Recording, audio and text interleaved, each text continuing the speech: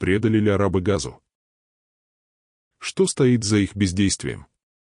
С самого начала кризиса в Газе мусульманский мир пристально следил за событиями, надеясь на активные действия со стороны арабских стран. Однако, несмотря на постоянные призывы палестинцев, реальной помощи от арабского мира так и не последовало. Почему арабские государства не вмешались? Какова их реальная роль в этом конфликте? И почему обеспокоенность появилась только после предложений о переселении жителей Газы? Почему арабские страны оставались в стороне?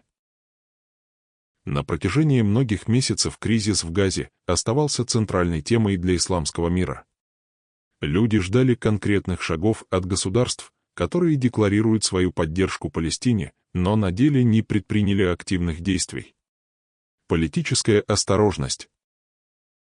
Многие арабские лидеры опасаются резких шагов, которые могут ухудшить их отношения с мировыми державами. Экономическая зависимость. Некоторые страны связаны международными соглашениями и не могут открыто выступать в поддержку Палестины без риска потерять экономические выгоды.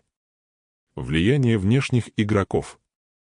Геополитическая ситуация такова, что арабские режимы находятся под давлением со стороны крупных международных сил, что ограничивает их свободу действий. Но почему именно сейчас арабский мир начал реагировать? Что изменилось после предложения о переселении? Когда Дональд Трамп озвучил идею переселения жителей Газы в Египет, Иорданию и другие страны, арабские государства внезапно встревожились. Переселение ставит под угрозу демографический баланс в регионе. Если жители Газы массово покинут свои земли, это изменит политическую карту арабского мира. Это создаст гуманитарный кризис. Многие страны не готовы принимать десятки тысяч беженцев, что приведет к социальной и экономической нестабильности. Это означает фактическое признание поражения палестинцев. Если палестинский народ будет переселен, это будет означать, что их земли передаются другой стороне. Эти угрозы заставили арабские государства искать новые решения. Но готовы ли они к реальным шагам? Какова реальная позиция арабских стран? На словах многие арабские лидеры заявляют о поддержке Палестины. Но если посмотреть на их реальные действия, становится очевидно, что конкретных шагов по защите интересов Газы не было предпринято. Дипломатические инициативы носят декларативный характер. Ограничиваются громкими заявлениями, но не реальной политикой.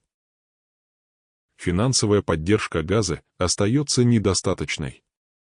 Выделяемые средства не решают гуманитарные проблемы. Нет попыток оказать серьезное давление на международную арену.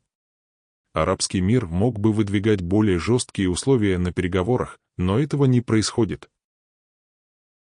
Что же дальше? Почему арабский мир реагирует только тогда, когда затронуты их собственные интересы? Почему на протяжении 15 месяцев кризиса они не предприняли активных шагов?